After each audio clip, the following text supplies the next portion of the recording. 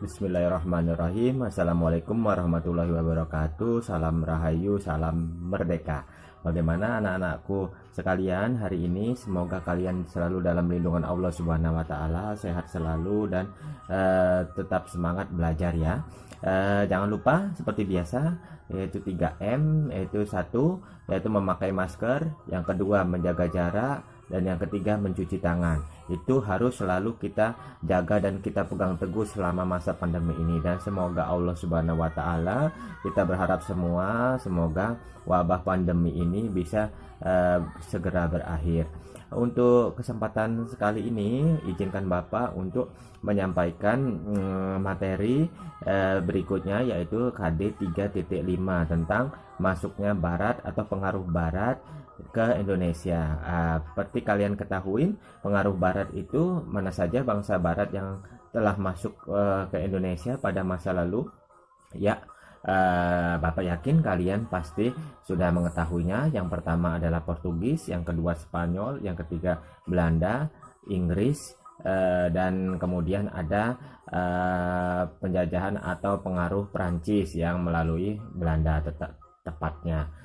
Oke, untuk kesempatan kali ini kita akan melanjutkan KD 3.5.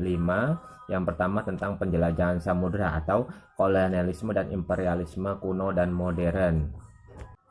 Oke, anak-anakku semua, penjelajahan samudra oleh bangsa barat ke Indonesia, ke seluruh penjuru dunia termasuk Indonesia, itu dipelopori oleh Portugis dan Spanyol. Seperti kita ketahui, latar belakang masuknya bangsa barat untuk menuju ke tanah air itu tidak terlepas dari faktor dikuasainya Laut Tengah oleh kerajaan Turki Ottoman, atau setelah jatuhnya Konstantinopel ke tangan Turki Ottoman 1453 Masehi, itu yang menutup jalur perdagangan antara Asia dan Eropa, yang kemudian bangsa-bangsa barat itu sulit untuk mendapatkan komoditi yang berasal dari Asia, terutama rempah-rempah yang semakin harganya itu selangit, karena rempah-rempah merupakan suatu primadona yang harganya itu setara dengan emas. Maka tertutupnya jalur perdagangan di Laut Tengah, yang ketika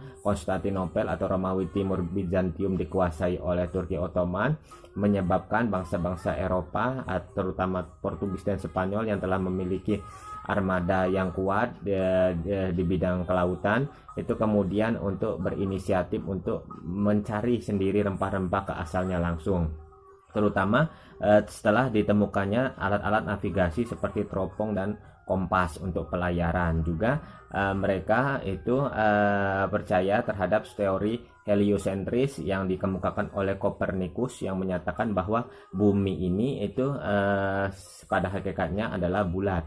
Artinya mereka akan bisa untuk menjelajah samudra dan pasti akan kembali ke tempat awal ketika mereka menjelajah.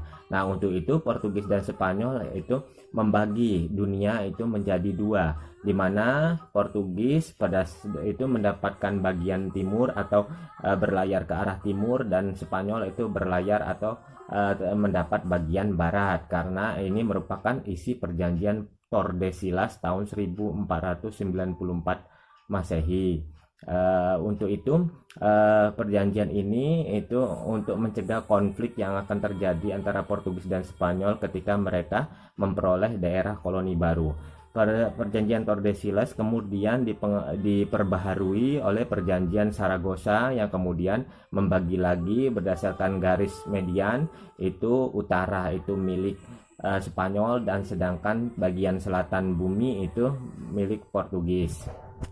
Adapun tokoh-tokoh Portugis dan Spanyol yang datang ke Indonesia itu antara lain Portugis, yaitu dimulai ketika Alfonso de Albuquerque itu kemudian berhasil menaklukkan Malaka 1511, dan kemudian datang ke daerah Maluku 1512. Kan kemudian Alfonso de Albuquerque itu diterima baik oleh kerajaan Ternate.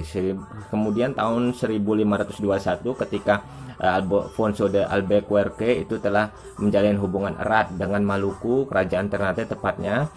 Setahun kemudian 1522 tepatnya, Sebastian del Cano dan Fernando Serrao yang dari kerajaan Spanyol kemudian datang dan menjalin hubungan dengan kerajaan Tidore yang merupakan saingan dari kerajaan Ternate di Maluku.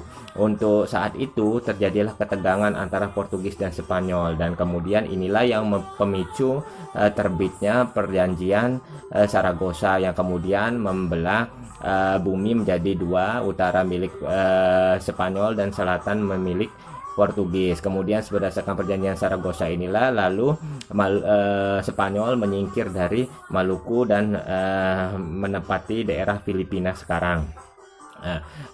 Kemudian tahun 1595 Cornelis de Houtman itu armada Belanda kemudian menjelajah dunia, dan sampailah tahun 1596 untuk pertama kalinya orang Belanda yang bernama Cornelis de Houtman itu datang ke Banten. Meskipun terdapat penolakan di Banten, namun keberhasilan Cornelis de Houtman menjelajah atau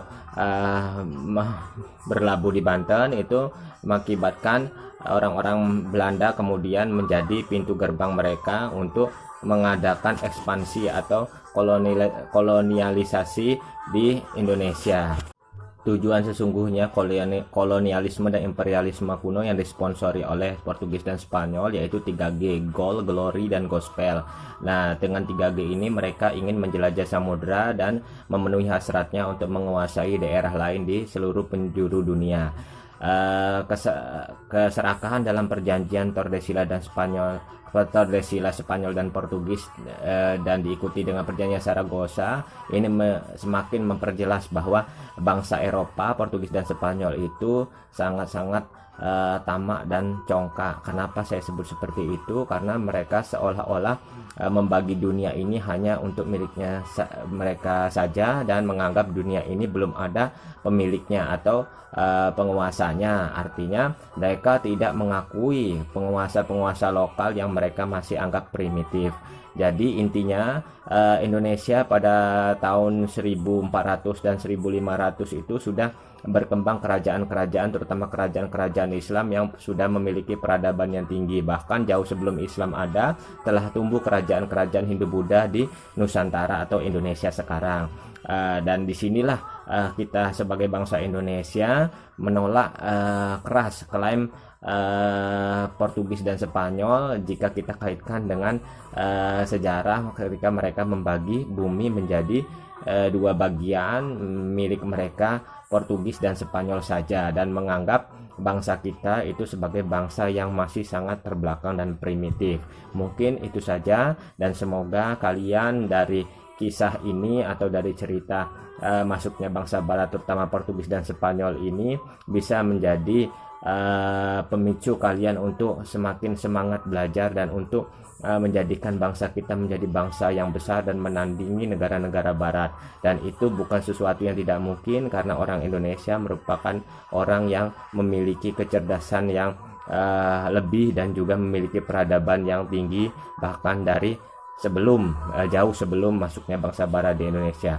Kalian selalu dalam lindungan Allah Subhanahu wa taala, tetap semangat belajar dan salam merdeka. Wassalamualaikum warahmatullahi wabarakatuh.